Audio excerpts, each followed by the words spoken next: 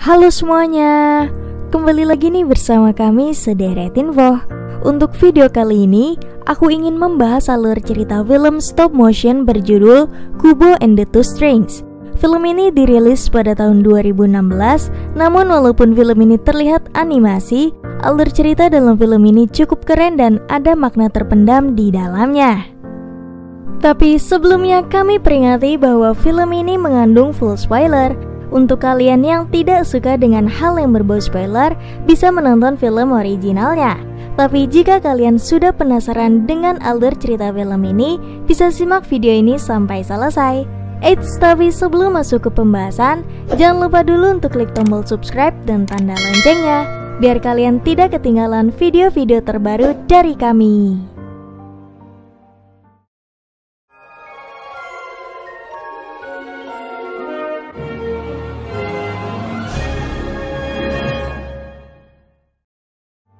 Film ini diawali dengan sosok wanita yang berada di lautan.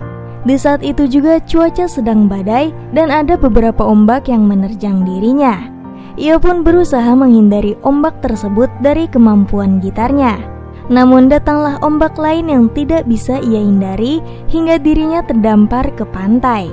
Ternyata wanita ini tengah membawa anaknya yang masih bayi. Anak ini bernama Kubo dan terlihat dari kecil Kubo sudah kehilangan salah satu matanya. Hingga Kubo dewasa, ia tinggal bersama ibunya. Terlihat juga ibunya ini memiliki ketraumaan yang tidak bisa dirinya lupakan di masa lalu. Semua pekerjaan pun sekarang dilakukan oleh Kubo, dari yang memasak, menyuapi ibunya hingga mengantarkannya ke terik matahari pagi. Di situ juga Kubo ternyata sangat terampil dalam membuat mainan dari kertas berwarna-warni. Ia juga pergi mencari uang ke pedesaan terdekat dengan membawa gitar milik ibunya. Kubo sangat baik sekali ke semua orang di desa tersebut. Bahkan ia juga berteman dengan nenek-nenek yang menjadi pengemis di sana. Para penduduk desa juga tahu mengenai Kubo, bahwa dirinya adalah pendongeng yang hebat. Ia datang ke desa untuk berdongeng, menceritakan kesatria samurai yang gagah berani menaklukkan ratusan monster ditemuinya dan bahkan bertarung dengan musuh bubuyutannya yaitu Raja Bulan. Kubo menceritakan kisah itu dari pagi hingga menjelang sore dan selalu saja ramai yang melihatnya. Namun saat matahari ingin terbenam, ia menghentikan dongengnya itu dan kembali ke rumah.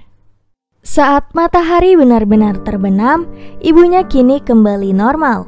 Mereka berdua sangat akrab dan bahkan ibunya selalu saja menceritakan kisah suaminya yang ahli bertarung dari menggunakan pedang hingga memanah. Tentu Kubo semakin mengagumi keberadaan ayahnya yang telah tiada itu.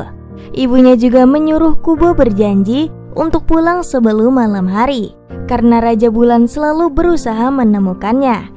Ia juga diberikan jimat mangki untuk selalu melindungi Kubo. Berlanjut keesokan harinya, Kubo kembali ke desa terdekatnya. Ternyata di desa tersebut sedang ada festival di sana. Ia pun menemukan nenek temannya itu. Sang nenek memberitahu para penduduk desa akan melakukan doa bersama untuk seseorang yang mereka sayangi dan tentu doa tersebut akan didengar. Mengetahui hal itu, Kubo pun ikut datang untuk melakukan doa kepada ayahnya. Ia juga berdoa tapi tetap saja ia tak mendengar apapun dari ayahnya hingga dirinya kesal. Namun ia tidak tahu bahwa matahari sudah terbenam. Tiba-tiba suasana semakin aneh. Kubo mendengar ada yang memanggil nama dirinya. Dan ternyata itu adalah keluarganya yang jahat. Dua wanita aneh itu juga adalah saudari ibunya. Mereka mencoba mengejar Kubo hingga ke dalam pedesaan, dan tentu desa tersebut hancur akibat serangan mereka. Kubo mencoba kembali ke rumahnya hingga ia tak sengaja bertemu dengan ibunya di sana. Ibunya langsung mengambil gitar Kubo untuk melindunginya. Ibunya juga menyuruh Kubo pergi dengan kekuatan terakhirnya, hingga ibunya mengorbankan diri untuk bertarung dengan kedua saudarinya.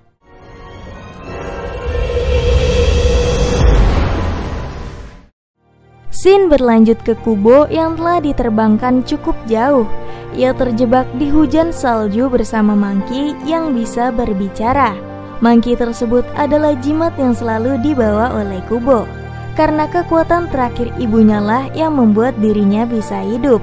Kubo pun memberanikan diri untuk bersama-sama menemukan 3 benda yang dapat mengalahkan Raja Bulan. Hingga malam hari tiba, mereka terpaksa tidur di dalam tubuh bangkai ikan paus. Mereka pun beristirahat hingga pagi di sana. Kubo juga tidak sengaja mengambil sehelai rambut milik ibunya saat terakhir bertemu. Namun saat paginya, si Monkey menyadari Kubo telah bermimpi buruk dan menciptakan mainan samurai dari kertasnya. Mainan samurai ini dinamakan Hanzo karena sangat mirip dengan ayahnya Kubo. Ia justru sebagai penuntun untuk menemukan 3 benda yang mereka cari. Mereka juga setuju mengikuti arah yang mainan itu tunjuk. Namun diam-diam ada yang mengikuti mereka dari belakang. Dan benar, Kubo langsung diculik dan dibawa ke tempat rahasia makhluk tersebut. Ternyata makhluk itu adalah seorang yang dulunya seorang samurai. Ia telah dikutuk menjadi manusia kumbang dan tidak ingat apapun mengenai masa lalunya. Ia juga mahir menggunakan panah dan ingin ikut berpetualang bersama dengan Kubo. Kubo pun setuju dan mereka bertiga mencari bersama hingga menemukan tempat pertama yang menyimpan salah satu benda mereka cari, yaitu pedang super kokoh. Manusia kumbang ini mencoba mengambil pedang itu, tapi justru penghuni tempat tersebut mengetahui mereka dan membangunkan monster tengkorak yang besar. Sang Monkey mencoba menyerang menggunakan pedang super kokoh itu, namun pedang tersebut langsung hancur seketika. Mereka juga mengetahui di atas kepala tengkorak itu banyak sekali pedang dan mereka pikir salah satu pedang super kokoh ada di sana.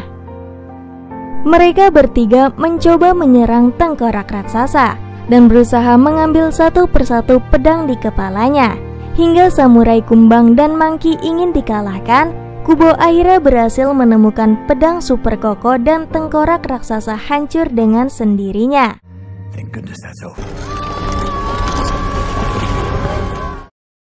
Mereka semua juga berhasil kabur dari tempat itu dan sampai ke tepi pantai. Kubo mencoba memainkan gitarnya di sana dan menciptakan perahu dari dedaunan yang jatuh, hingga mereka bisa berlanjut menemukan benda lainnya. Di perjalanan juga, manusia kumbang mengajarkan Kubo memanah, dan tentu ikan-ikan yang berhasil Kubo tangkap menjadi makanan mereka. Saat itu juga datanglah badai hitam yang juga munculnya saudari ibu Kubo untuk menangkapnya. Mainan tersebut menuntun mereka ke dasar laut, yang berarti ada salah satu benda mereka cari di sana. Manusia kumbang langsung menyeburkan diri untuk mengambil benda itu. Hingga malam ia tak kunjung muncul di permukaan dan Kubo memaksa ikut ke dalam lautan untuk membantu mencarinya. Dan di perahu salah satu saudari ibunya muncul di sana dan bertarung dengan Monkey bersama pedang super kokohnya. Kubo pun telah menemukan benda yang mereka cari. Benda tersebut adalah baju besi dan ia langsung mencoba memakainya. Namun tiba-tiba ada monster di dalam sana menghipnotis Kubo dengan mata indahnya, hingga sang Monkey di perahu mengetahui bahwa Kubo dalam bahaya. Namun dirinya masih tengah sibuk bertarung melawan saudari ibunya dan berhasil mengalahkannya dengan pedang super kokoh itu.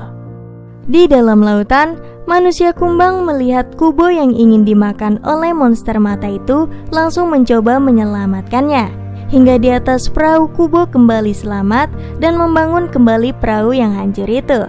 Setelah Kubo terhipnotis, ia pun mengetahui bahwa sang Monkey adalah roh dari ibunya. Mereka juga berhasil menemukan daratan dan beristirahat di sana. Kubo mencoba menanyakan kisah pertemuan ibu bersama ayahnya, hingga sang Monkey menceritakan bahwa dirinya dahulu adalah prajurit mulia dari surga. Ia juga diperintahkan oleh Raja Bulan untuk membunuh satria bernama Hanzo, karena Hanzo mencoba mencari benda yang dapat mengalahkan Raja Bulan tersebut. Raja Bulan ini adalah kakek dari Kubo itu sendiri. Saat ibu Kubo bertarung dengan Hanzo, ia mengatakan beberapa kata yang membuatnya tersentuh dan muncul rasa suka kepada mereka. Tapi karena Raja Bulan mengetahui perintahnya tidak ditepati, ia menyerang istana Hanzo dan ibunya terpaksa kabur bersama dengan Kubo itu sendiri. Mereka pun kembali tidur dan Kubo bermimpi menemui kakek buta. Ia memberitahu benda terakhir yang mereka cari ada di istana Hanzo. Benda tersebut adalah helm super kebal. Kubo pun terbangun dan menyuruh yang lainnya langsung bergegas ke sana. Mereka pun berjalan gembira di sana karena misi mereka hampir selesai dengan menemukan satu benda yang mereka cari lagi. Hingga ia tiba di istana Hanzo. Istana itu sudah terlihat hancur akibat serangan Raja Bulan. Mereka mencoba memasuki istana itu untuk mencari helm tersebut. Namun ia tidak menemukannya dan justru salah satu saudari ibunya yang masih hidup datang ke sana. Ia menangkap mereka semua dan mengungkapkan kebenaran antara mereka, yang ternyata manusia kumbang adalah ksatria bernama Hanzo yang telah dikutuk menjadi kumbang setelah bertarung melawan Raja Bulan. Berarti ia adalah ayahnya Kubo. Mereka berdua pun terkejut mendengar hal itu. Dan sang Monkey mencoba menyerang saudarinya, namun tetap kalah karena ia terluka akibat pertarungan sebelumnya. Ayahnya ini juga mencoba menyelamatkan Monkey, namun ia diserang dari belakang hingga terluka. Kubo melihat mereka berdua terluka langsung mengambil gitarnya dan mengalahkan saudari ibunya hingga senar gitarnya putus. Setelah pagi hari, ibu dan ayahnya sudah tewas tergeletak di sana. Namun ksatria mainan di sana masih hidup dan memberitahu di mana helm yang ia cari. Saat Kubo membuka peta tersebut, ia mengetahui helm itu ada di atas desa tempat tinggalnya. Kubo pun mengeluarkan kemampuan gitarnya hingga senar miliknya putus untuk bisa terbang ke sana. Setelah sampai di desa, ia mencoba memakai helm itu dan menyuruh seluruh penduduk desa untuk pergi dari sana karena Raja Bulan akan datang. Dan ternyata benar, Raja Bulan yang juga adalah kakeknya itu muncul di sana. Ia mencoba membujuk Kubo untuk ikut bersamanya ke surga dan tentunya abadi bersama dengannya. Tapi rayuan tersebut tidak berhasil kepada Kubo hingga Raja Bulan ini marah dan berubah menjadi monster naga raksasa. Kubo pun mencoba menyerangnya berkali-kali dan berhasil melukai matanya. Tapi tetap saja kemampuan Kubo yang sekarang masih tidak bisa mengalahkan sang Raja Bulan hingga dirinya terpental ke kuburan di dekat desa mereka. Kubo mencoba menggunakan cara terakhirnya, yaitu memakai rambut ibunya untuk dijadikan senar gitar. Penduduk desa yang melihatnya Raja Bulan itu ketakutan di sana. Hingga akhirnya senar tersebut berhasil dipasang. Kubo mencoba memanggil seluruh roh penduduk desa yang telah mati. Mereka pun berkumpul bersama untuk menghentikan Raja Bulan. Dan Kubo mengeluarkan perisai tak tertembus dan tentu saja Raja Bulan itu tak bisa menghancurkannya. Kubo mencoba menyerang terakhir kalinya dengan dibantu oleh roh-roh untuk mengalahkan Raja Bulan.